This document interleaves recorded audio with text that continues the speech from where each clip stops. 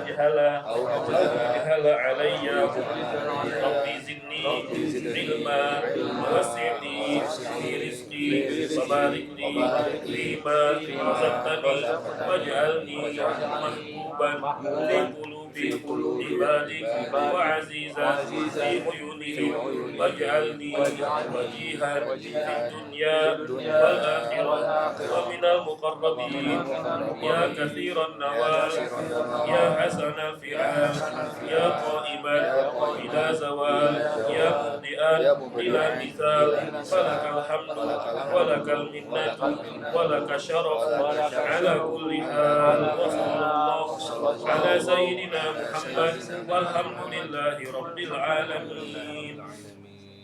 وبسند المتصل إلى الحبيب عبد الله بن علوي الحدث رحمه الله تعالى وأدم النفع به وبعلومه في الدارين. قال في كتابه رسالة المعاونة إلى أن قال فصل وعليك بعمارة أوقاتك بوظائف العبادات حتى لا تمر ساعة من ليل أو نهار إلا وتكون لك وظيفة من خير تستغرقها فيها فبذلك تظهر بركات الأوقات وتحصل فائدة العمر ويدوم الإقبال على الله تعالى. وينبغي أن تجعل لما تتعطاه من العادات كالأكل والشرب والسعي للمعاش أوقاتا تخصها. واعلم أنه لا يستقيم مع الإهمال حال ولا يصلح مع الإغفال أمر.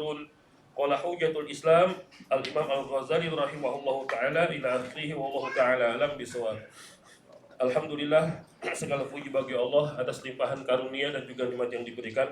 Semoga Allah Subhanahu wa taala senantiasa menambahkan nikmatnya kepada kita, wabil khusus nikmat sehat wal afiah, nikmat iman dan Islam dan juga nikmat taufik dan hidayah. Amin. Salawat dan salam semoga tetap tercurah ke ahli Habib Muhammad sallallahu alaihi wasallam, juga untuk seluruh sahabat dan juga kerabat, semoga boleh berkenan memberikan syafaat kepada kita. Amin ya rabbal alamin. Ikhwati fillah fiikumullah, sore hari ini kita kembali berjumpa, masyaallah dalam keadaan sehat wal afiah. Semoga Allah Subhanahu wa taala mendawamkan anugerah yang Allah berikan kepada kita insyaallah sebagai modal kita untuk bertemu Allah Subhanahu wa taala. Maka karena modal berarti harus kita gunakan sebaik-baiknya. Maka karena modal harus kita gunakan sebaik-baiknya agar kita enggak menjadi orang yang merugi. Ya, ketika seorang bertijarah, ketika seorang berniaga, kalau modal awalnya sekian, kemudian hasil beberapa tahun kemudian yang diperoleh hasil daripada usahanya kurang daripada modal awalnya, maka disebut apa? Rugi kan ya? Disebut rugi. Begitu pula Allah Subhanahu wa taala menjadikan umur kita, menjadikan waktu kita, menjadikan seluruh anugerah yang Allah berikan sebagai modal kita, sebagai modal untuk bertijarah kepada Allah Subhanahu wa taala. Sudah kita bahas kemarin terakhir pertemuan bahwasanya tijarah kepada Allah Subhanahu wa taala dengan apa? Dengan jihad dan juga dengan hijrah. Ya, dengan jihad dan juga dengan apa? Hijrah.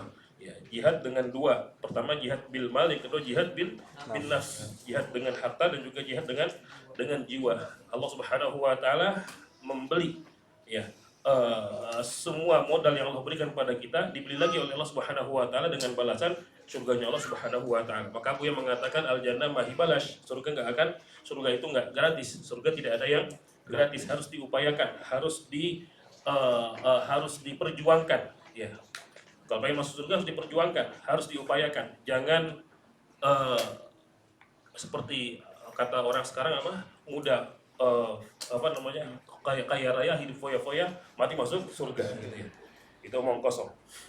Alhamdulillah kemarin Selasa yang lalu ya alasan minggu yang lalu kita menghadiri acara Multaqo alumni Abuya sebagai bentuk wafa kita sebagai santri beliau Abuya untuk selalu bersambung dengan beliau walaupun setahun sekali. Mazharnya, penampakannya setahun sekali kita berkumpul dalam rangka mewujudkan loyalitas kita kepada guru, kepada Abuya. Walaupun setiap hari kita bersambung dengan beliau dengan Fatihah. Setiap subuh kita baca Fatihah untuk beliau, Abu Isa Ahmad, Abu Isa Muhammad, Abi Ihya dan juga yang lainnya guru-guru kita bacakan semua itu sebagai bentuk wafa kita kepada guru, wafa kita kepada ulama. Karena kita harus punya ta'aluk dengan guru. Kalau kita ingin hidup bahagia dunia akhirat, kalau kita ingin mendapatkan sa'adatud darain, kebahagiaan dunia dan juga kebahagiaan akhirat, maka harus punya ta'aluk dengan guru, dengan ulama. Ya, ulama di sini maksudnya guru ya. Guru di sini maksudnya ulama. Agar kita selamat dunia juga dan juga akhirat kita. Karena selamatnya kita di dunia dan juga di akhirat tidak lepas dari peran seorang guru. Tidak lepas daripada peran seorang guru. Dari mana kita bisa melaksanakan ibadah dengan baik dan benar, dari mana kita bisa mengarungi kehidupan yang sulit ini, ya kita tahu mana yang hak, mana yang batil, kalau bukan karena tuntunan guru, ya maka kita harus wafa dan kita diajarkan untuk wafa, ya seringkali Al-Fakir mengulang-ulang kita harus wafa maknanya apa? Loyal, setia, ya loyal dan setianya ini diwujudkan dengan apa? Dengan ta'alluq. Ta'alluq maknanya apa? Tersambung terus, ya, terkoneksi terus dengan guru-guru kita. Walaupun secara zahir seminggu sekali, sebulan sekali, setahun sekali, atau bahkan ya setahun sekali multaqo, ya. Tapi secara batin setiap hari kita bersambung dengan guru-guru kita, dengan ulama-ulama kita, ya. Kita bacakan Fatihah, kita kirimkan Fatihah untuk mereka agar Allah sehatkan badannya, agar Allah berikan taufik dan hidayah kepada mereka guru-guru kita, dan barokahnya insya Allah akan sampai kepada kita. Dan balasannya pun kita selalu mendapatkan nazrah pandangan dari mereka. Kita selalu diingatkan, kita selalu ditegur, kita selalu dinasehati oleh mereka. Alhamdulillah. Artinya guru kita masih peduli sama kita, guru kita masih sayang sama kita. Alhamdulillah ya. Jadi kalau ada guru negur, kalau ada guru ngasih nasihat, itu berarti tandanya masih sayang sama kita. Tapi kalau guru udah membiarkan masa bodoh dengan kita, jangan-jangan sudah nggak sayang lagi sama kita, jangan-jangan nggak ridho sama kita, ya. Semoga itu nggak terjadi, ya. Alhasil kemarin di Mutako, sebagaimana biasa, ada dua wasiat. Yang pertama dari Abihi, yang kedua dari Abuya Syed Ahmad. Dan biasanya kita sampaikan setiap kali setelah Mutako kita bacakan, tapi yang akan Al-Fakir sampaikan saat ini hanya ringkasannya saja, ya, ringkasannya saja. Pertama dari Abihi dulu, ya. Beliau dalam wasiat atau dalam taujihnya, arahan pada saat Multaqo, ini penting kita sampaikan, penting antum ketahui, karena yang namanya ilmu kan harus disampaikan, ya. Dan ini dari guru kita, dari Abi Ihya, maka antum berhak dan wajib untuk tahu, untuk tahu, ya. Abi Ihya menyampaikan beliau bersyukur atas karunia diberikan anugerah berupa guru yang membimbing, yang mengajarkan beliau dan juga para santri-santri yang lainnya, Abu Zaid Muhammad Alawi Al-Malik Al-Hasani. Kemudian setelah beliau wafat juga diteruskan oleh sang khalifah pengganti beliau, yaitu Abu Zaid Ahmad. Dan Abi Zaid mengatakan bahwa Zaid Ahmad dengan Abu Zaid Muhammad sama aja, huwa dia persis, ya, bagaikan bagaikan pinang dibelah dua, ya. Bukan seperti singa dengan anak singa, bukan. Kalau singa dengan anak singa berarti beda. Yang satunya dewasa, garang, satunya anak masih eyak-eyak gitu kan, ya. Ini ya dia singa ya singa. Abu Zaid Muhammad singa, Abu Zaid Ahmad singa. Artinya kita jangan bedakan guru. Yang namanya guru kita nggak boleh membeda-bedakan. Iya, dia guru kita. Beliau adalah guru kita. Maka nggak boleh ada perasaan dalam diri kita merasakan bahwasanya guru kita itu alhasil yang menyebabkan apapun itu perasaannya, yang menyebabkan hati kita kurang takzim kepada guru, kurang memuliakan guru. Nah, itu bahaya nanti, ya. Ketika ada seorang murid, seorang santri dalam hatinya kurang takzim, kurang memuliakan guru, nah, itu bahaya ke hatinya. Dan nanti bahayanya hubungan dia dengan Allah Subhanahu wa taala. Ya. Karena sering terjadi antara murid dengan guru, apalagi ketika murid dan guru ini sudah bersuhbah. Bersuhbah maknanya apa sih? Bersama, ya. Bersama. Gampangannya kasarannya kalau Abihya menjelaskan itu, yaitu murid udah tahu kentutnya guru, gitu ya. Bagaimana gurunya kentut, ya. Lagi jalan kentut perut itu kan gitu kan, ya. Alhasil santri yang ngelihat, oh kok begini ya? Ya. Atau hal-hal yang lainnya. Oh kok begitu ya? Oh kok seperti itu? Oh kok seperti ini ternyata. Akhirnya hati kita dihinggapi tangkis, yaitu mengurangi kadar kemuliaan guru kita, hingga akhirnya kita nggak tazim lagi kepada guru. Nah, itu bahaya, itu setan, itu bahaya. Yang ingin mengalihkan kita dari wafanya kita kepada guru menjadi luntur wafanya kita kepada guru. Nah, itu bahaya, ya. Alhasil Abiyah pertama menyampaikan bahwasannya betapa nikmatnya kita punya guru, punya murabi, Abu Syed Ahmad, Abu Zaid Muhammad, dan keduanya sama saja, nggak ada bedanya, karena keduanya adalah guru mulia, di mana keduanya ini menghantarkan kita sampai usul kepada Allah Subhanahu wa taala. Maka beliau mengatakan, laula maliki ma'araftu maliki. Kalau bukan karena maliki, ya ini Abuya al-maliki, ma'araftu maliki, maka aku nggak akan kenal maliki, Tuhanku. Ya, aku nggak kenal Tuhanku. Ya, jadi penting kita punya apa? Punya guru yang mengantarkan kita, yang menggandeng kita, yang menuntun kita untuk mengenal Allah, untuk mengenal Rasul Muhammad SAW. Kemudian setelah Abi Ihya menjelaskan sedikit sekelumit masalah itu, karena setiap kali beliau menyampaikan taujih, menyampaikan arahan dalam multaqo, pasti beliau selalu menyebutkan hal ini, nggak pernah ketinggalan, nggak pernah lepas, walaupun diulang-ulang terus. Ini mending tiap tahun, ya. Biasanya malah setiap hari kalau mengaji diulang-ulang terus sama beliau, nggak pernah bosan dengan menyebut gurunya Abuya. Ya, maka kita pun juga demikian, nggak boleh pernah merasa bosan untuk menyebut guru kita, ya, menyebut guru kita. Memang dikatakan laisal murid man yaftakhir bi syaikhihi, bukanlah seorang murid yang bangga kepada gurunya. Ya, kan kebanyakan murid itu bangga sama gurunya. Oh, saya punya guru orang hebat, ya, orang besar, ulama besar, ya, terkenal di mana-mana. Kemudian juga jamaahnya banyak di mana-mana. Senang nggak kita? Senang, akhirnya kita bangga. Murid yang bangga dengan gurunya itu belum dianggap sebagai murid. Tapi laisal murid may yatakhir bi syaikhi walakin al murid man yaftakhiru syaikhu bihi. Tapi santri dikatakan seorang santri kalau yaftakhiru syaikhi bihi, kalau gurunya bangga dengan dia. Kalau gurunya bangga dengan dia, maka kita harus bisa membuat guru kita bangga, ya. Kita harus bisa membuat guru kita bangga. Apa yang bisa kita banggakan kepada guru kita, ya. Dulu kalau di Mekah itu Abuya selalu membanggakan santrinya dengan apa? Dengan apa? Dengan khidmahnya, ya, dengan khidmahnya.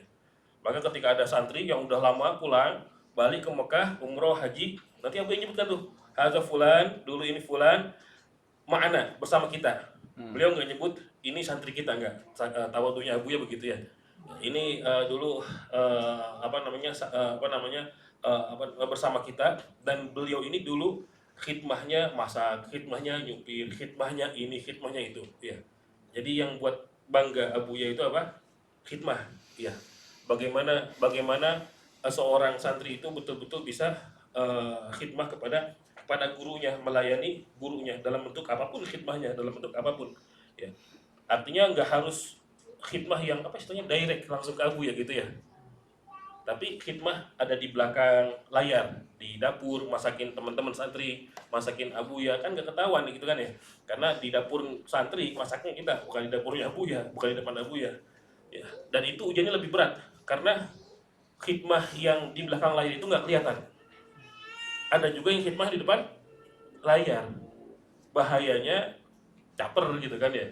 Pengen lihat Abuya biar apa? Biar dibilang, wah ini santri saya nih rajin nih, masya Allah, ya. Wah ini santri saya ini masya Allah tanggap nih, ada tamu masya Allah tanggap. Alhasil semua khidmah sama. Beliau Abu Yazid Ahmad Nabi Muhammad, dia membanggakan apa? Santrinya dengan khidmahnya. Bukan dengan kepintaran, bukan dengan kecerdasan, bukan, ya. Oh, murid saya ini, santri saya ini sudah hafal Bukhari, ya. Masya Allah, sudah hafal Muslim, enggak, sama sekali enggak. Tapi khidmahnya yang dibanggakan, itu guru kita senang, guru kita ridho, ya. Ya, hasil itu yang disampaikan oleh Abi Ihya setiap kali beliau menyampaikan taujihnya. Dan kemudian inti dari pembahasan taujih beliau berkaitan dengan kemerdekaan Republik Indonesia, karena momennya pas, ya, bulan Agustus, dan 17 Agustus kemarin, tanggal 17 hari Ahadnya, hari Rabunya kita mengadakan multaqo. Jadi selangnya cuma 2-3 hari doang, ya. 2-3 hari, artinya pas nih momennya untuk menyampaikan hakikat daripada kemerdekaan itu apa sih. Alhasil dia menyampaikan merdeka itu bukan berarti orang seenaknya, wah gue udah merdeka, lu gak berhak mengintervensi gue, ya.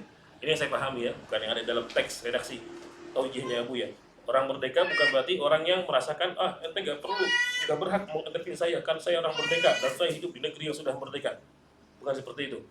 Karena bagaimanapun kita masih punya ikatan dengan teman kita, dengan saudara kita, ya. Al muslim akhul muslim, kemudian al mukmin mir'atul mukmin, seorang mukmin adalah cermin daripada mukmin yang lainnya. Kalau kita pengen tahu keburukan kita, tanya teman kita, apa sih kekurangan saya, tolong nasihatin saya. Jangan, lu nggak perlu nasihatin gua, hidup gua yang ngurus sendiri. Itu anak zaman sekarang, ya, perlu ditabok itu kayak gitu, ya.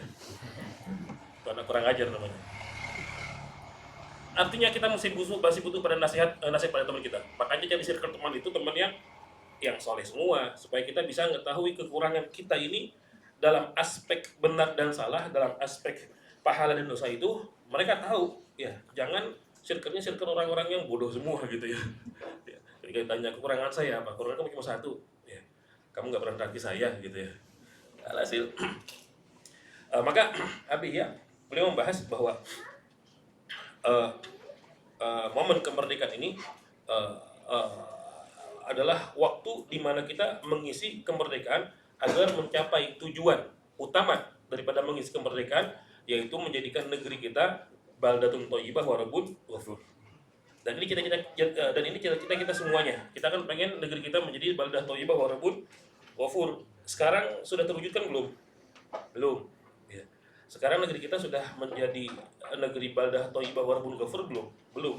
Mananya apa sih baldah thayyibah wa rabbun ghafur? Baldah maknanya negeri, thayyibah maknanya apa? Baik. Tapi baik di sini bukan berarti baik ke kita. Artinya baik di sini kita aman, nyaman, tentram, makmur tinggal di negeri tersebut. Itu namanya apa? Thayyibah. Iya. Wa rabbun ghafur, dan Tuhan mengampuni. Tuhan Allah Subhanahu wa taala mengampuni kita semuanya, maknanya menurunkan ridhonya dan juga menurunkan rahmatnya kepada kita penduduk negeri tersebut. Ya, Allah cabut musibah, Allah cabut bala, Allah cabut kesengsaraan, semuanya merasakan kenikmatan. Ya. Bisa nggak kita mewujudkan baldah thayyibah wa rabbun ghafur? Insyaallah bisa. Ya. Adakah negeri yang pernah mencapai level negara yang mencapai baldah thayyibah wa rabbun ghafur? Ada. Negeri apa? Di mana? Negeri apa? Negeri Sabah. Di mana? Di Yaman. Ya, Sabah itu adanya di mana? Di Yaman. Jadi dulu ini Sabah, sebagaimana Allah abadikan dalam Al-Quran kisahnya. Artinya kalau kisah dalam Al-Quran pasti betul, nggak mungkin dusta. Sudah pasti betul, nggak mungkin dusta. Ya. Dan mustahil dusta. Ya. Negeri Sabah yang ada di Yaman, Allah jelaskan dalam Al-Quran surah Sabah. Sampai Allah buatkan surah khusus untuk negeri Sabah. Ya, Sabah. Surah Sabah ayat yang ke-15. Di situ Allah menjelaskan bagaimana makmur negeri Sabah. Kanan kirinya berupa jannatan, yaitu kebun-kebun yang membuat masyarakatnya makmur, nggak kelaparan lagi, nggak kesusahan lagi, hidupnya enak, hidupnya nyaman. Kemudian juga negeri Sabah saat itu menjadi negeri yang paling maju dalam peradaban, ya, teknologinya maju, kemudian juga masyarakatnya memiliki pola pikir yang maju. Alhasil makmurlah mereka. Ditandai dengan apa? Ditandai dengan kemajuan di bidang mereka bisa membuat bendungan yang sangat kokoh luar biasa. Kemudian bendungan ini mengalirkan apa? Air-airnya ke penjuru negeri, kemudian membuat penjuru negeri menjadi subur. Tapi Allah Subhanahu wa taala ketika membuat negeri menjadi makmur, wabil khusus negeri Sabah tersebut jadi makmur, enggak Allah biarkan tanpa pengawasan dan tanpa ikatan dengan Allah Subhanahu wa taala. Artinya Allah taala pengen mereka itu taat kepada Allah Subhanahu wa taala. Maka mengatakan washkuru, bersyukurlah kalian semua wahai para penduduk negeri Sabah. Bersyukurlah kalian semua wahai para penduduk negeri Sabah. Nah, bersyukur ini gimana caranya bersyukur? Ya bersyukur caranya mendedikasikan semuanya ini adalah untuk Allah Subhanahu wa taala. Kita hidup nyaman, punya ini, punya itu untuk apa? Untuk ibadah, untuk taat. Itu namanya syukur. Ya, sekarang kita punya uang banyak, untuk apa? Foya-foya, itu namanya kufur. Kita punya uang banyak untuk apa? Untuk dihabiskan, dihambur-hamburkan, nggak tahu buat apa. Itu namanya kufur namanya ya. Tapi kalau kita punya apapun yang kita miliki, digunakan untuk mendekatkan diri kepada Subhanahu wa taala, digunakan untuk kanggo ngaji, ya, lungo haji, ya, kemudian dibelikan pokoknya apapun yang terkait dengan masalah ngaji, dengan masalah ibadah yang lainnya, apapun yang terkait, ya, maka harta yang kita gunakan itu berarti kita mensyukuri harta tersebut, kita mensyukuri nikmat tersebut. Tapi mereka enggak, negeri Sabah enggak. Ya, mereka malah mengkufuri Allah Subhanahu wa taala. Sampai Allah taala sebagaimana dinukil dari Wahab bin Munabbih, ada 13 nabi yang Allah utus untuk ngajak mereka menyembah Allah Subhanahu wa taala. Wahai penduduk negeri Sabah, ayo kita menyembah Allah Subhanahu wa taala. Kalian sudah diberikan negeri yang luar biasa makmurnya. Tinggal satu yang belum kalian lakukan, yaitu menyembah Allah Subhanahu wa ta'ala. Tapi 13 nabi yang Allah utus itu tidak ada satupun dari mereka yang diikuti oleh penduduk negeri Sabah. Akhirnya Allah Subhanahu wa ta'ala murka. Allah Subhanahu wa taala murka kepada mereka, dengan sekejap Allah Subhanahu wa taala menghancurkan apa tadi? Bendungan. Bendungannya namanya Ma'rib, ya, bendungan Ma'rib yang sangat kokoh dan besar, ya. Akhirnya hancur dan menenggelamkan seluruh penduduk negeri Sabah dan menenggelamkan seluruh kesuburan negeri Sabah. Ya. Akhirnya yang tadinya subur, ya, menjadi terkubur. Ya. Yang tadinya subur menjadi apa? Terkubur, ya, oleh air, oleh air bah. Ya. Berarti kalau air bah orang Medan, ya, bah gitu ya. Air bah. Air bah. Habis semuanya. Ya. Kaitannya dengan Indonesia, Abiyah ini menarik beliau, Masya Allah, ya. Jadi beliau mengaitkan sebagaimana pesan di penggalan lagu kebangsaan. Bangunlah jiwanya, bangunlah badannya. Maka dalam mengisi kemerdekaan untuk mewujudkan Baldah Thayyibah Warbun Ghafur, ada dua hal yang perlu diperhatikan. Pertama membangun jiwa, yang kedua membangun badan. Badan maknanya fisik. Fisik maknanya bangunan, bangun gedung tinggi, bangun sarana transportasi yang modern, yang canggih, bangun ekonomi yang maju, ya, perekonomiannya sampai 9% ya. Itulah Mustahil tapi kan. Sekarang aja 45. Ya. Alhasil dibangun, itu namanya membangun badan, ya. Tapi kebanyakan sekarang kita itu lupa membangun apa? Jiwa. Maka ketika seorang mengisi kemerdekaan, bukan hanya fokus pada membangun badan, maka orang-orang nih yang juga membangun jiwa, seperti kita kan sekarang sedang membangun jiwa kan, ya. Ini maknanya kita sedang apa? Mengisi kemerdekaan, ya. Dengan cara yang benar, Kemudian cara yang benar ini keduanya dipadukan, membangun jiwa dan juga membangun badan. Maka insya Allah akan terwujudkan Baldah Thayyibah Warbun Ghafur. Ya. Dari mana seorang bisa mewujudkan Baldah Thayyibah Warbun Ghafur, negerinya makmur, kalau jiwa para orang-orang yang menguasai, yang yang menjalankan kekuasaan di negeri ini nggak punya jiwa, ya, akhirnya korupsi, akhirnya nipu, akhirnya apa? Anda tahu lah, ya. Ya, jadi nggak maju kan, ya. Jadi nggak maju. Jadi kapan kita Indonesia bisa maju? Kalau sudah terwujudkan membangun jiwa dan juga membangun badan, ya. Masya Allah. Semoga Allah Subhanahu wa taala menjadikan negeri kita negeri yang Baldah Thayyibah Warbun Ghafur, insyaallah, ya.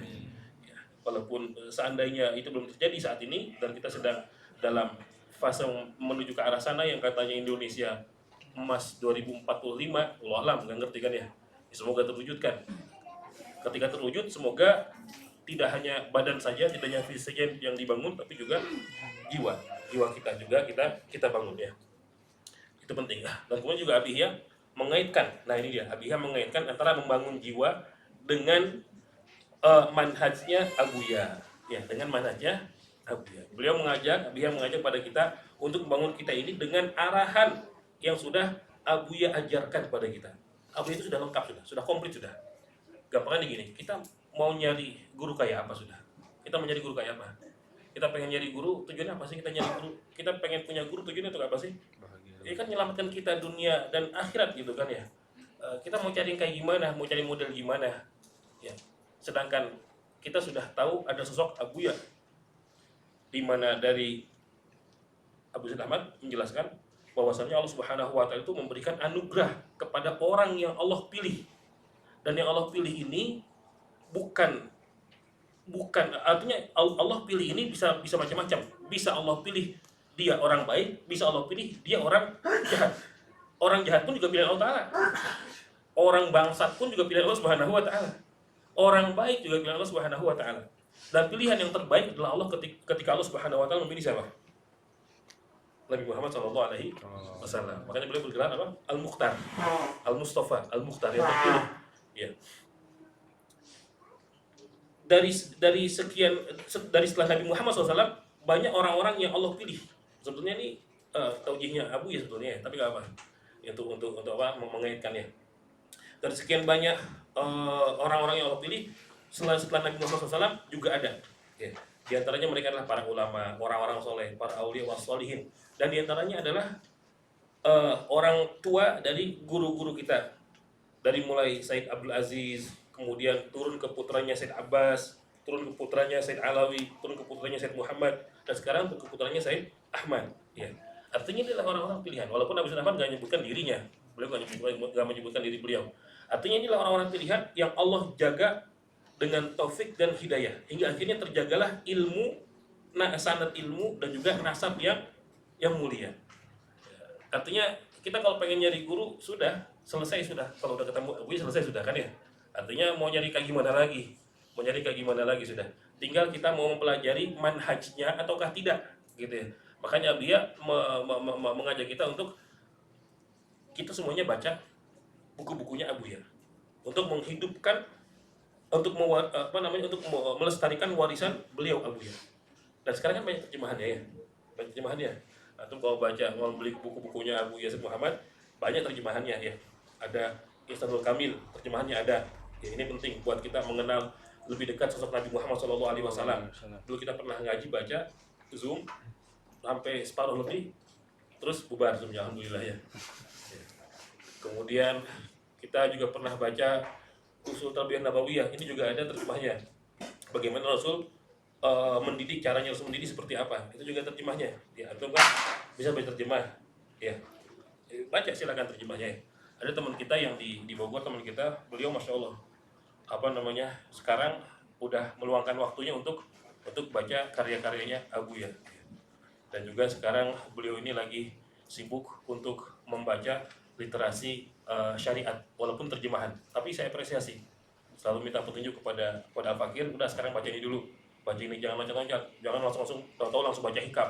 Kemarin baca hikam, masya Allah, sudah selesai, udah hatam. Tapi saya bilang ini ketinggian, harus bangun pondasinya dulu. Udah nggak apa-apa lah, yang penting ada diskusi antara aku dan kamu gitu ya. Akhirnya kita suruh tuh. Sekarang kalau gitu mulai dari awal lagi untuk bangun pondasi tasawuf masalahnya kan ya. Akhirnya kita kasih buku terjemah Adab Sulukul Murid karyanya Imam Haddad. Kemudian setelah itu hatam 2 minggu, masya Allah. Kemudian baca Risalah Mu'awanah. Ini lagi baru mulai ini Risalah Mu'awanah ya. Terjemahannya nggak apa-apa. Ya, kemudian juga beliau mulai ada keinginan untuk bisa baca kitab. Saya pengen bisa baca kitab, luar biasa. Memang saya berikan semangat bahwasannya di antara para ulama, apakah para ulama harus jadi ulama saat masih muda? Nggak harus. Jadi ulama apakah harus masih muda? Nggak harus. Banyak ceritanya, banyak sejarahnya, mereka jadi ulama udah sepuh, ya. Masih mudanya sibuk. Kemudian waktu tuanya tobat dia. Kemudian belajar sungguh-sungguh, berhasil mendapatkan ilmu, akhirnya jadi ulama. Umur 70 jadi ulama, umur 50, umur 40 masih di dunia mayanya ya. Masya Allah. Artinya masih ada kesempatan. Ya, Allah kasih umur panjang, kalau kasih taufik, kalau kasih hidayah, insya Allah bisa. Ya, insya Allah bisa. Karena bagaimana kita bisa menjadi orang soleh kalau kita nggak mensumberkan ilmu kita dari apa? Dari Al-Quran, dari hadis, dari kitab-kitabnya para ulama. Dan kita para ulama, hadis, Al-Quran semuanya bahasa Arab. Ya, bahasa apa? Bahasa Arab. Ya. Alhasil itu sekelumit tentang taujihnya Abiyah. Dan sekarang kita mengkaji kitab Risalah Mu'awanah. Paragraf terakhir pembahasan mengenai apa kemarin? Mengenai apa? Islahus Sarirah. Islahus Sarirah apa maknanya kemarin? Memperbaiki hati. Ya, memperbaiki hati. Kesimpulannya bahwa Imam Haddad mengajak kepada kita untuk memperbaiki sarirah kita, hati kita. Dan bahwa sarirah kita, hati kita ini, batin kita ini, ya, harus lebih baik daripada zahir. Harus lebih baik daripada apa? Zahir. Maknanya kalau zahir kita seakan-akan soleh, masya Allah, zahir kita pakai kopiah, pakai gamis, pakai bawa tasbih, kemudian selalu berzikir. Apakah sudah pasti sarirahnya bagus? Belum. Karena Imam Haddad juga menyebutkan ada orang tasawuf itu dibuat-buat biar orang melihat dia seperti orang soleh. Dan ini banyak orang yang pura-pura, banyak pencitraan. Iya. Pencitraan atau ya, acting ya. Masya Allah, pakaiannya pakaian, dulu kita punya guru pakaian ulama, masya Allah, pakai imamah tebal besar, pakai jubah, di masjid duduk. Kemudian ada orang meninggal, disuruh ngimamin. Ya Syekh, ayo silakan imam. Ini ada orang yang wafat. Antum masya Allah ulama besar, karena imamahnya besar, jubahnya besar, gitu kan ya. Gatunya bodoh juga besar. Ya. Disuruh maju akhirnya. Oh mohon maaf, saya belum wudu katanya. Saya belum wudu. Paham nggak maksudnya? Nggak paham kan? Enggak. Soal jenazah apakah harus wudu? Suci? Enggak. Nggak harus. Oh, Ya. alah. Kalau meninggal di masjid, dia lagi santai gini, mungkin lagi bertafakur mungkin ya, mikirin anak istrinya di rumah mungkin ya. Oh, enggak harus. Dia pakai imam besar, pakai jubah, ada jenazah. Ya kan dikiranya kan syekh besar, ulama besar ya. Syekh, fadhol silakan. Imamin kita sholat jenazah. Maaf, saya belum punya wudu. Ya, kalian aja. Lah dari sini kan ketahuan udah bodohnya ya. Paham nggak sih itu? Oh, Artinya udah terlanjur pakai pakaiannya ulama, tapi bodoh ternyata. Diketahui sama orang-orang. Waduh, ternyata itu cuma tersenut, ya. Pencitraan doang itu ya. Dan itu banyak sekali, itu banyak sekali ya. Itu banyak sekali. Makanya kita melihatnya bukan dengan mazhar. Iya, kita menilai dengan mazhar. Memang kita melihat secara zahir kita itu yang kita nilai memang ya. Karena Rasul pernah bersabda apa? Nahnu nakum bi zahir. Wallahu ta'ala bi sarair. Kita itu melihat orang sesuai dengan zahirnya. Kalau orangnya baik, udah kita husnuzan baik. Kita nggak perlu mencari hatinya. Oh, hati ente busuk nih. Saya tahu hati ente busuk. Karena saya meramal. Saya lihat tangan kamu, ini hati kamu busuk banget nih. Kamu suka begini sama orang kan? Nggak boleh. Kalau luarnya baik, kita nilai luarnya. Tapi yang Allah nilai adalah batin kita. Innallaha la yanzuru ila suwarikum wa ajsamikum. Allah Ta'ala nggak lihat suar kita, bentuk kita, wal ajsamikum, dan juga tidak melihat ajsad kita, tubuh kita. Walakinnallaha yanzuru ila qulubikum. Tapi Allah Ta'ala melihat hati kita. Maka beliau Imam Haddad mengatakan, kalau hati kita bersih, bersinar, maka akan berdampak pada zahir. Kalau hatinya bagus, maka zahirnya bagus. Kalau zahir bagus, hati pasti bagus? Belum tentu. Ya, zahir bagus, hati juga pasti bagus? Belum tentu. Ya, maka ketika ada orang yang zahirnya nggak bagus, ya, sudah pasti hatinya nggak bagus. Ada orang, sudah kita contohkan ya. Ente kenapa nggak tutup aurat? Ah, yang penting kan hati saya. Itu bohong ya. Zahirnya aja nggak bagus, ya kan? Paham nggak? Zahirnya aja nggak bagus, gimana mau batinnya hatinya bagus? Ya, yang penting kan hati saya kan yang penting nggak pernah menyakiti kamu. Yang penting kan saya nggak pernah. Ente kenapa kok nggak pernah katakan sholat? Nggak pernah katakan sholat. Lah yang penting kan saya ini baik sama orang. Saya nggak pernah nyakitin kamu. Saya nggak pernah nyakitin orang lain. Saya nggak pernah ngerampok kamu. Saya nggak pernah ngambil uang kamu. Saya nggak pernah nipu kamu. Apakah itu yang dikatakan baik? Apakah yang dikatakan bagus? Apakah itu yang dikatakan batin atau hatinya bagus, baik? Enggak. Ya, tidak sama sekali. Nah sekarang Imam Haddad akan mengupas tentang bagaimana hatinya seorang sufi. Nah ini penting, karena kita kan belajar tasawuf sekarang kan ya. Kita berusaha muawanah kan kita tasawuf. Artinya ya kita ini paling enggak sudah menjadi sufi. Maka seharusnya bagaimana? Maka bagaimana seharusnya seorang sufi itu ya? Ya suka film. Bukan suka film ya. Sufi itu banyak maknanya. Para ulama berbeda pendapat tentang makna sufi. Ada yang mengatakan berasal dari sufah. Sufah di mana dulu para sahabat tinggal di emperan Masjid Nabawi. Namanya sufah. Dan mereka ini menjadi santrinya Rasul, di mana mereka makan apa yang Rasul makan, artinya Rasul yang kasih makan mereka, Rasul yang kasih minum mereka, dan mereka selalu bersama Rasul setiap hari. Kemudian ngaji terus sama Rasul Muhammad SAW. Namanya Ahlus Sufah. Namanya Ahlus Sufah. Dan mereka para Ahlus Sufah inilah yang banyak meriwayatkan hadis. Di kemudian hari beliau menjadi para ulama dari generasi sahabat Ahlus Sufah. Ada yang mengatakan asalnya dari Sufah. Ya, kemudian orang yang disebut sufi, gitu katanya.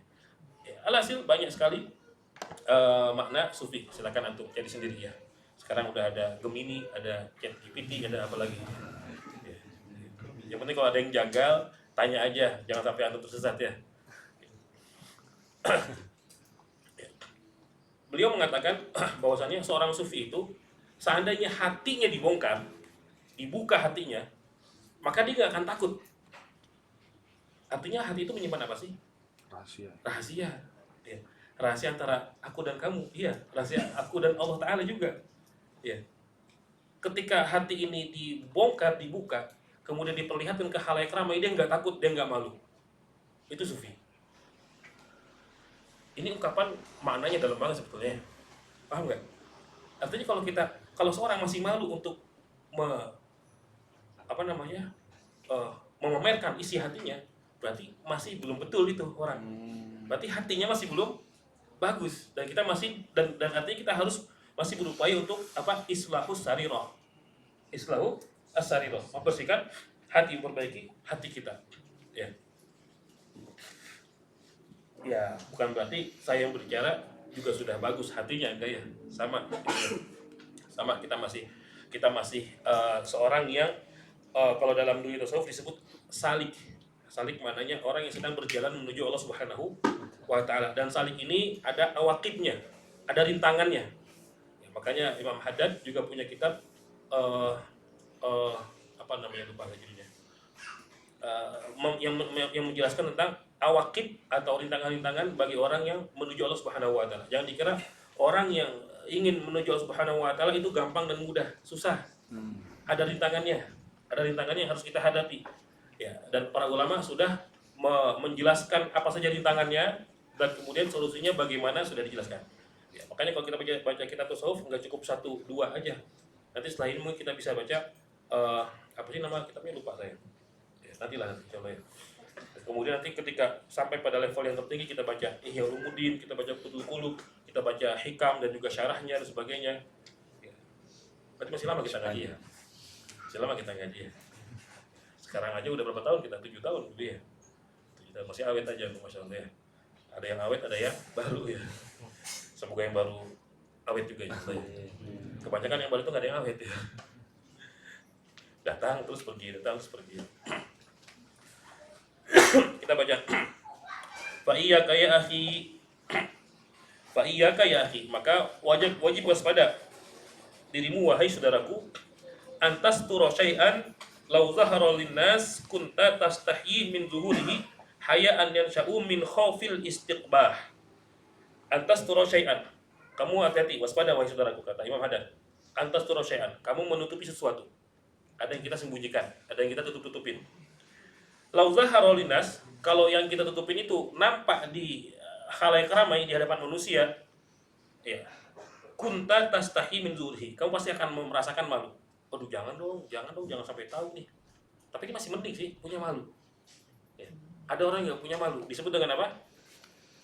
Al-mujahir. Orang yang nggak punya malu. Dia maksiat, tapi dia ceritakan dan bangga dengan maksiatnya. Lu nggak pernah kan mabok 4 botol?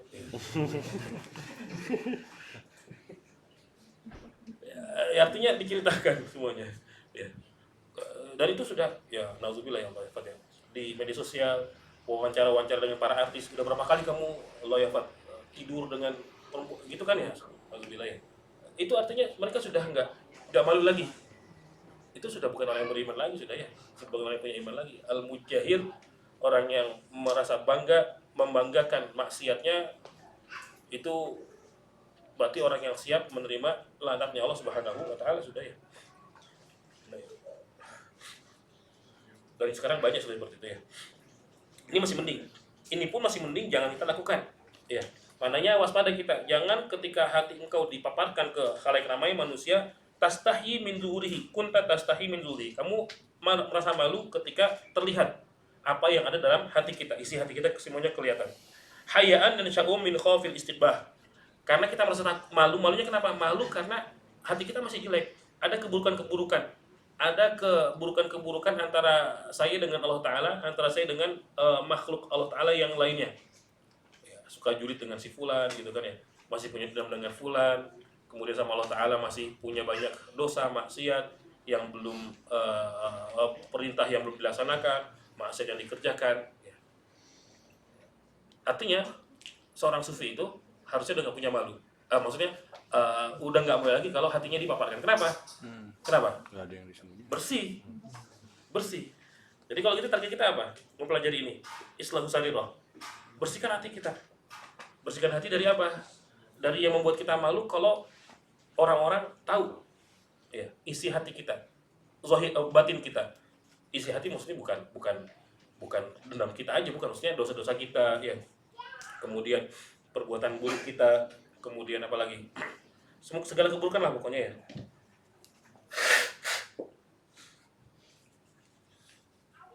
Qala ba'dul arifin berkata sebagian para ulama arif la yakunu sufi sufian. Seorang sufi bukanlah atau belumlah menjadi seorang sufi.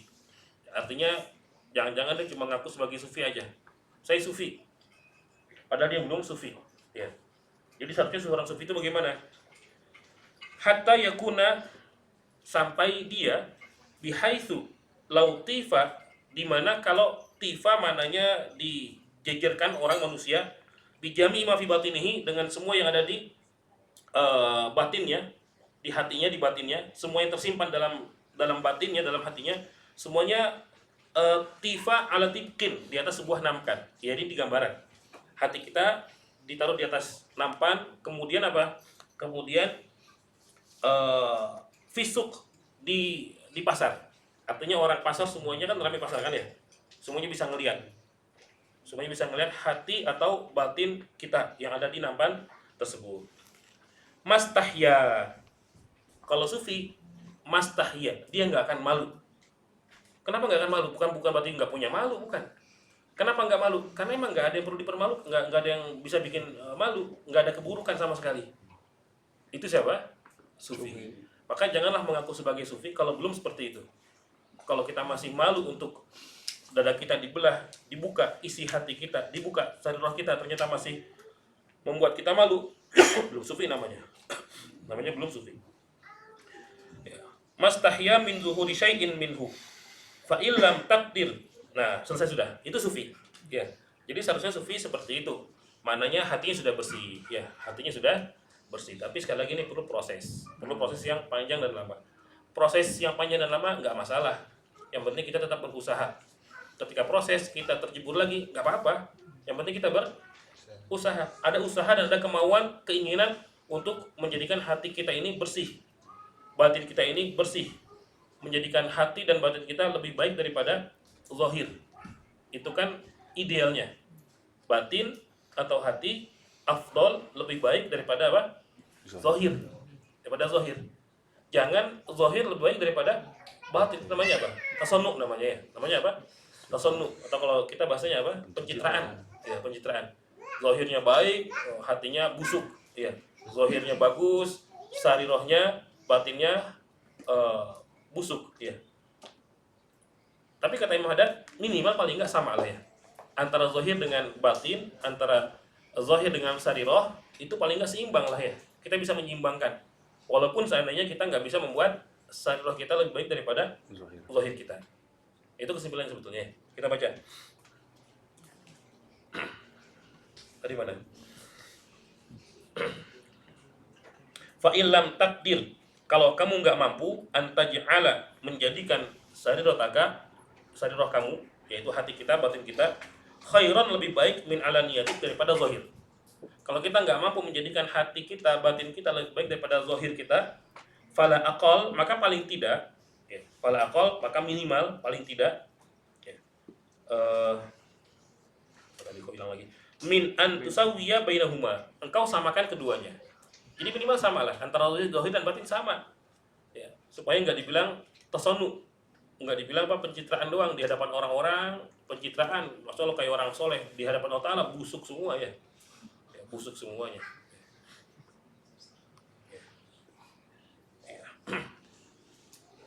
Fayakunu imtithaluka li amrillah, maka hendaknya kalian menjalankan perintah Allah Subhanahu wa taala, wajtinabuka linahihi, dan engkau menjauhi larangan Allah Ta'ala, wa ta'zimuka li hurmatihi, dan ta'zimnya engkau atas apa yang Allah haramkan, Allah muliakan. Jadi kita wajib mentakzimkan apa yang Allah muliakan. Kita memuliakan apa yang Allah muliakan. Allah Ta'ala memuliakan Rasul Muhammad SAW, maka kita wajib memuliakan Rasul Muhammad SAW. Dengan apa caranya? Dengan berbagai macam cara. Ya, sekarang bulan Maulid, maka kita mentakzimkan Rasul Muhammad SAW. Karena Rasul ditakzimkan, ditahrim, dimuliakan oleh Allah Subhanahu wa ta'ala. Maka kita wajib mentakzimkan beliau Rasul Muhammad SAW. Dengan cara apa? Terserah. Kita kapasitasnya sebagai apa? Kita sebagai penyair bikin syair memuji Rasul Muhammad SAW. Kita sebagai ahli ilmu, ulama, bikin tulisan tentang sosok Rasul Muhammad SAW. Kita sebagai khatib, penceramah, pembicara, sampaikan di apa namanya forum ya keagungan Nabi Muhammad SAW. Ya, itu penting, wajib, kita harus punya peran. Kamu punya uang, gunakan uang itu untuk merayakan Maulid Nabi Muhammad SAW, kan gitu ya, bersama para ulama, bersama guru-guru kita ya. Kita masuk mentazimkan Rasul Muhammad SAW. Jadi kita diminta untuk melaksanakan perintah Allah, meninggalkan larangannya, dan mentazimkan apa yang Allah muliakan. Wa musara'atuka fi mardatihi, dan bersegeranya kamu untuk menggapai ridha Allah Subhanahu wa taala fil khala wal mala, baik ketika sepi maupun ketika di depan banyak orang. Ala hadin sawa, semuanya sama, semuanya sama ya. Ya, artinya ya kita berupaya penuh untuk menjalankan perintah Allah. Kita berupaya sekuat tenaga untuk menjauhi larangan Allah. Kita sekuat tenaga untuk mentakzimkan apa yang Allah muliakan. Kita sekuat tenaga untuk mencari ridha Allah Ta'ala, baik di kala sepi maupun di kala ramai. Wahadihi awal qadamin. Nah, kalau itu sudah kita lakukan, kita sedang berusaha untuk menuju ke arah sana, kata Imam Haddad, wahadihi, dan ini ya, pembahasan tadi itu kalau kita laksanakan, awal qadamin adalah langkah pertama. Langkah pertama kita. Untuk apa? Yadu'uha al-abdu, di mana seorang hamba meletakkan kakinya, meletakkan langkahnya maksudnya, ya, fi thoriqil ma'rifah al-khassah, untuk menggapai makom ma'rifah khusus. Maknanya apa sih? Kalau kita sudah, apalagi orang yang sudah berhasil mewujudkan sarirahnya lebih baik daripada apa? Zahirnya. Itu sudah mencapai makom apa? Ma'rifah. Ya. Artinya untuk mencapai makom ma'rifah itu kan makom tertinggi. Makom tertinggi. Maka banyak awakib, banyak akobahnya atau ukbahnya, banyak rintangan, banyak halangannya. Ya, banyak halangan dan juga banyak apa? Banyak rintangan. Ya, semua rintangan dan halangan itu harus kita lewatin semuanya. Ya, bagaimana caranya? Ada caranya. Bukan menurut kita, bukan, tapi ada caranya yang dituturkan oleh mereka para ulama. Ya. Alhasil, beliau mengatakan kalau kita sudah melaksanakan ini, mengupayakan, berarti kita sudah melangkah satu langkah untuk menggapai makom ma'rifah. Jadi cita-cita itu harus seperti ini. Katanya kita pengen jadi apa? Pengen jadi arif billah gitu ya. Jadi wali kutub. Pengen jadi wali kutub. Ya. Pengen itu harus ya. Semakin tinggi cita-citanya, gampangnya gini. Kan ada pernah orang mengatakan quotes-nya itu mimpilah yang tinggi. Setinggi langit. Kalaupun jatuh nggak jauh dari langit. Kalaupun jatuh masih di langit yang ke-6. Kita mimpi pengen ke langit ke-7. Paling kalau pun nggak tercapai, kita sampai ke langit yang ke-6, langit yang ke-5. Masih tinggi lah gitu ya. Itu pun juga dengan cita-cita baik kita ini untuk dekat dengan Allah Subhanahu wa taala, untuk bisa memiliki posisi khusus di sisi Allah Subhanahu wa taala. Maka kita harus punya cita-cita juga. Ya, jangan dunia punya cita-cita, akhirat punya cita-cita. Kita harus punya cita-cita akhirat, karena akhirat lebih tinggi derajatnya dan akhirat lebih abadi, dan akhirat abadi ya. Sedangkan dunia nggak ada yang abadi. Cita-cita dunia semuanya akan sirna, tapi cita-cita akhirat akan abadi ya. Wabillahi taufiq wal hidayah. Itu kata Imam Haddad. Ada yang mau ditanyakan dulu? Iya. Karena setelah ini kita akan lebih kita akan lebih mukul kalian gitu ya. Memukul kita semuanya. Nampar. Lebih menampar kita semuanya ini. Ini aja udah luar biasa. Nanti berikutnya, langkah berikutnya ini lebih menampar berikutnya. Ini salah siapa yang minta ngaji tasawuf ini ya? Jadinya kan tahu ya. Jadi tahu. Jadi wajib. Artinya kalau tahu diamalkan ya. Salah siapa berarti? Artinya kalau tahu jangan cuma manggut-manggut doang. Iya. Katanya tidur ya. Iya. Ya, tapi dilaksanakan ya. Ini salah siapa berarti nih? Ya, kita tahu ya. Iya. Ini kan statement tadi kan mengenai seorang sufi itu kan siap dibuka hatinya. Iya. Artinya dia itu yakin bahwa apa yang dalam hatinya itu bersih. Betul. Termasuk mungkin juga dalam berbicara masalah keikhlasan. Betul. Di statement yang lain kan ada pernyataan orang ya ikhlas itu meniadakan ikhlas. Iya. Orang itu sendiri tidak tahu bahwa dia Betul. itu sedang ikhlas. Hmm. Nah, bagaimana dengan sufi? Apakah sufi itu juga tahu bahwa dia ikhlas atau tidak ikhlas? Ya, kalau sudah seorang sufi yang sudah sampai tingkatan jadi ada istilah yang namanya kumal, bukan kumel. Kalau kumel itu antum, ya. Motor semuanya namanya kumal. Ini kumal. Kumal maknanya sudah mencapai makom yang sempurna. Sufinya sempurna. Sufinya Kamal. sempurna, maknanya ya kalau masalah ikhlas itu sudah lewat lah gamanya gitu ya. Memang al-ikhlas adamul ikhlas. Seorang dikatakan ikhlas ketika dia nggak merasa kalau dia sudah ikhlas. Mananya apa sih? Ya mungkin kita pernah dengar kalau iya ada hadisnya ya. Tangan kanan yang memberi, tangan kiri nggak tahu. Tangan kiri memberi, tangan kanan nggak tahu. Padahal tangan kanan dengan tangan kiri dekat sekali gitu kan ya. Itulah yang disebut dengan apa? Ikhlas. Atau ketika berbuat baik sama orang lain nggak perlu diingat-ingat lagi. Atau kalau orang Jawa bilang apa? Diundat-undat. Ya. Orang Sunda apa bilangnya? Orang Jawa bilangnya diundat-undat. Ya. Di apa namanya disebutin terus. Oh dulu kamu kalau bukan saya yang nolong kamu bangkrut kamu ya. Dulu kalau bukan saya yang ngasih modal kamu udah di pinggir jalan kamu ya. Iya. Atau apalah ya. Iya emang seperti itu, masya Allah. Ya makanya seorang sufi itu ya sudah nggak merasa, bukan berarti al-ikhlas adamul ikhlas berarti maknanya kita nggak punya ikhlas, maknanya ya sudah kebaikan semuanya hilang begitu aja. Hilang begitu aja maksudnya apa sih? Seakan-akan dia nggak pernah melakukan kebaikan itu, sedangkan dia sendiri masih berupaya untuk berbuat baik. Itu kan luar biasa ya. Tapi ketika melakukan perbuatan baik, amal soleh, lupa dia. Tapi kalau dosa ingat terus ya. Kalau dosa ingat terus. Makanya ketika seorang sufi berbuat dosa, dia akan nangis jadi-jadinya di sepertiga malam terakhir, bertobat atas dosa yang dilakukannya, bertobat atas dosa-dosa yang dilakukannya. Maka tadi dikatakan oleh Imam Haddad, kalau kamu nggak bisa sarirahnya lebih baik daripada alaniyah, paling nggak sama lah ya. Sarirah dengan alaniyah sama. Mananya apa? Mananya imtisalul awamir, mengerjakan perintah, dengan ijtinabun nawahi, menjauhi apa yang Allah larang, dengan ta'zimul hurumat, mengagungkan apa yang Allah muliakan, dan talabu mardatihi, mencari ridho Allah Subhanahu wa taala, baik di hadapan orang banyak ataupun gak ada orang, itu semuanya sama. Semangatnya sama semuanya. Kalau imtisalul awamir semangatnya 100%, berarti ijtinabun nawahi juga 100% semangatnya. Ya, berarti ta'zimul hurumat juga 100% semangatnya. Berarti talabu mardatillahi juga 100% semangatnya. Gitu ya. Ya berat memang ya. Ada lagi? Kan cita-cita harus tinggi, Ustaz. Betul. Ada ini nggak, Ustaz, ada jalan jadi wali muda nggak? Jadi soalnya yang muda. Jadi wali maksudnya apakah wali itu harus di usia yang matang gitu? Enggak. Nah itu maksudnya bisa digapai nggak sama orang awam kayak kita nih? Oh bisa. Syaratnya Bisa. apa, Ustaz?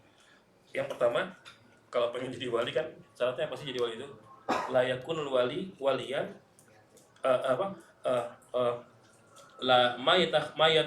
mayat takhizallahu waliyan jahilan.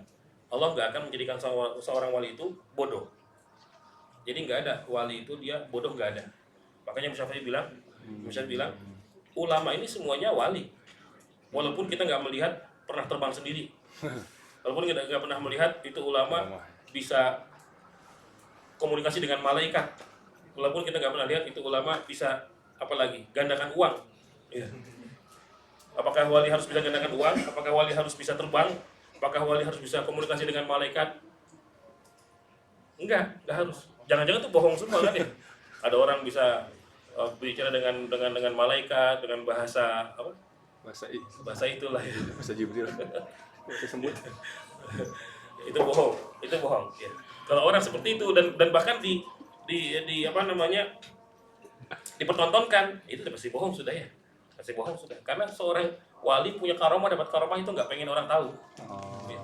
Seorang wali punya karomah itu nggak pengen orang ada yang tahu karomah wali itu. Malu, kalau tahu malu, ya. Malunya sama siapa? Sama Allah Ta'ala malunya. Karena yang dicari bukan syuhratud dunia, bukan ketenaran dunia, bukan. Tapi tenar di hadapan Allah. Syuhrohnya di hadapan Allah Subhanahu wa Ta'ala. Ya, maka jalan satu-satunya untuk jadi wali apa? Ilmu. Belajar ngaji. Belajar ngaji. Sampai kapan? Makanya ngajinya sampai kapan? Ya sampai mati ya. Minal mahbarah ilal makbarah. Dari pena sampai kuburan. Ya, makanya kita terus belajar ngaji terus. Jangan udah selesai ngajinya kenapa? Udah nggak di situ. Ya. Selesai ngajinya kenapa? Udah cukup lah buat saya modal hidup. Ya. Sudah belajar kehidupan saya udah cukup. Nggak cukup. Ya, jangan merasakan cukup dengan apa? Itu setan. Kalau sudah merasa cukup itu namanya apa? Setan maksudnya. Ya, kapan jadi wali kalau gitu ya? Insya Allah berarti pembahasan yang akan datang kita akan bahas mengenai imaratul awqat. Imaratul awqat maknanya berarti ngisi waktu. Ngisi waktu ya. Dengan apa kita ngisi waktu? Tapi ada sedikit yang ingin saya sampaikan supaya aku penasaran ya. Teaser. Apa istilahnya? Teaser. Teaser. Ya itulah pokoknya. Banyak orang mengatakan begini, luangkan waktu untuk ibadah, luangkan waktu untuk Allah. Sedangkan dominannya waktunya untuk apa? Dunia. Itu salah atau salah? Salah. Harusnya gimana?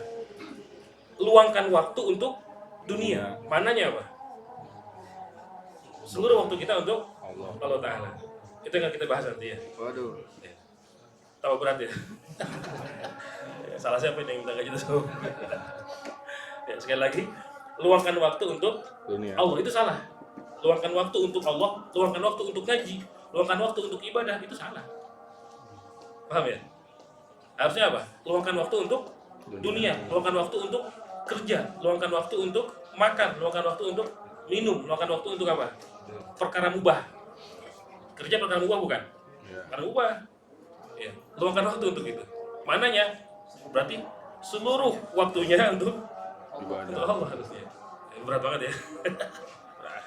Ya Rabbana tarafna bi annana tarafna wa annana asrafna ala hadha ashrafna fatub alaina tauba taghsil kulli hauba wastur lana al-awrati wa amin rahmati waghfir liwalidina rabbi wa mauludina wal ali wal ikhwani wa sairil ilahi wa kulli dhi mahabba aw jiratin aw suhba wal muslimina ajma amin rabbi asma fadlan wa judan manna nabi kisabin minna bil mustafa rasuli nahza bi kulli suli salla wa sallam rabbi alaihi adal habbi wa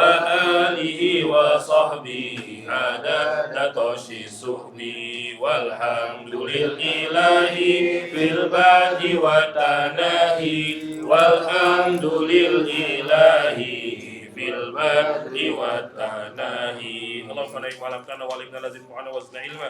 Allahumma nisaluka ilma wal amal wa na'udzubika min al-rizqi wa zalal. Rabbana zalamna anfusana wa illam taghfir lana wa tarhamna lanakunanna minal khasirin. Rabbana hab lana min azwajina wa dhurriyyatina qurrata a'yun waj'alna lil muttaqina imama. Rabbana atina fid dunya hasanah wa fil akhirati hasanah wa qina adzabannar. Subhanaka bihamdika asyhadu an la ilaha illa anta astaghfiruka wa atubu ilaik. Wa sallallahu wasallam ala sayyidina Muhammad walhamdulillahi rabbil alamin.